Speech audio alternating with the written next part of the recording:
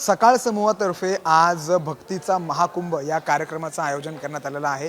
दरवर्षी या आगळ्या वेगळ्या कार्यक्रमाचं आयोजन होतं। मी यासाठी म्हणतोय कारण या ठिकाणी एकाच ठिकाणी 21 सद्गुरू संतांच्या पादुकांचा दर्शन सोहळा जो आहे तो आयोजित केला जातो आणि या एकाच ठिकाणी एकाच मंचावरती या सर्व संतांच्या ज्या पादुका आहेत त्या आणण्यात येतात आणि भाविकांना दर्शन घेता यावं म्हणून त्या एकाच ठिकाणी ठेवण्यात येतात। आपण या ठिकाणी बघतोय की जे संत आपले आहेत त्यांच्या पादुका ज्या आहेत त्या या ठिकाणी आणण्यात आलेल्या आहेत। मग त्यामध्ये संत मुक्ताबाई असतील, संत एकनाथ महाराज असतील, संत तुकाराम महाराज असतील, या सर्व संतांच्या पादुका ज्या आहेत ते या ठिकाणी आणण्यात येतात आणि एकाच ठिकाणी एकाच व्यासपीठावरती त्या भाविकांसाठी दर्शनासाठी या ठिकाणी ठेवण्यात येतात। हा जो कार्यक्रम जो आहे तो 2 दिवस चालतो। 2 दिवस भाविकांना या पादुकांचं जे आहे तर दर्शन घेता येतं। आपण जर का पाहायला गेलं तर या पादुकांचं दर्शन घेण्यासाठी भाविकांना जे आहे ते हजारो किलोमीटर ठिकठिकाणी लांब वेगवेगळ्या ठिकाणी जावं लागतं। मात्र या सकाळ समूहाने आयोजित केलेला